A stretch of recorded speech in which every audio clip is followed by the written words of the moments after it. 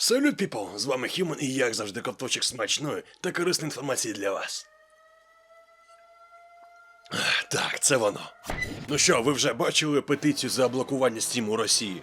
Ні? А інфу про розробку нової мафії та ремейк Принца Персії? Можливо, ви знаєте, як будучи гейм-розробником можна допомогти Україні? Чи теж не знаєте?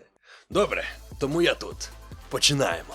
Зараз вже на Change.org активно набирає підписи петиції щодо блокування Steam у Росії. Ну а на момент написання цього сценарія для цього відеосюжету вже було набрано більш ніж 40 тисяч підписів. Офіційна ж причина для створення наступна. Російська Федерація з її агресією щодо України не гідна бути в цивілізованому світі. Ця петиція була створена для того, щоб закликати закрити Steam на території країни-агресора. Щодо самої петиції, чи важлива вона, чи потрібна вона, віддаю на ваш самосуд. Звісно, як і те, чи призведе вона до чогось позитивного. Тим не менш, якщо ви вважаєте, що хочете долучитись та залишити свій підпис, активне посилання залишаю під відео або в його описі. Ну а якщо ви вважаєте, що в петиції нема жодного сенсу, залиште свій коментар. Буде цікаво почитати чому. Ну а навіть якщо ви вважаєте, що є сенс, теж напишіть. Ну а поки що рухаємося далі.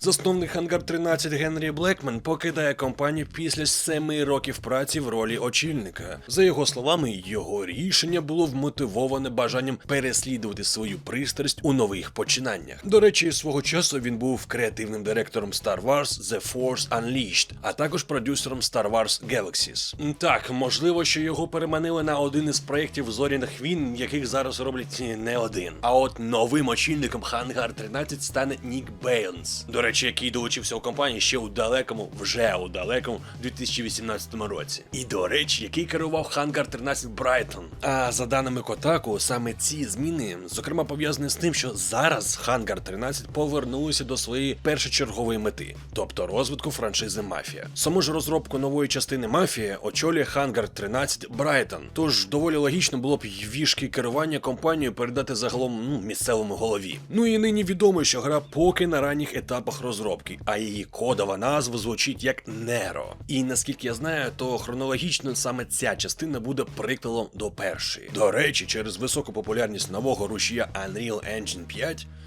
я думаю, ви вже здогадалися, на чому поїде Мафія. Ох, вже цей ремейк Prince of Persia Sands of Time. Скільки негативу від геймерської спільноти, скільки переносів. Але тепер Ubisoft повідомляє, що гра повертається в батьківську гавань. Тож цього разу ремейк закінчуватиме Ubisoft Montreal, яка свого часу і робила оригінал. Схоже, компанія прийняла той факт, що Ubisoft Pune в колаборації з Ubisoft Mumbai не справляється з поставленою задачею, тож проект потрібно рятувати. У видавництві комп'ютерних ігор Feardemic запропонували дуже гарну ініціативу – зробити таку компіляцію з декількох ігор, щоб допомогти Україні. Як, запитаєте ви? Це дуже просто. Розроблюємо проєкт, навіть якщо це якась інді-гра, тим не менш не применшую заслуги розробників, і частину грошей відправляється ЗСУ або на підтримку, гуманітарну підтримку. Ну і, звичайно, частину грошей отримує розробник гри. Про це повідомив регіональний координатор Global Game Jam в Україні Олексій Ізвалов у своєму телеграм. Тож, зокрема, пропонують наступні кроки. Перше, зібрати компіляції з 10-20 українських проєктів. Друге, Feardemic бере на себе всю роботу з видавництва проєктів та портування на платформи такі як PC, Switch, PS5 та Xbox.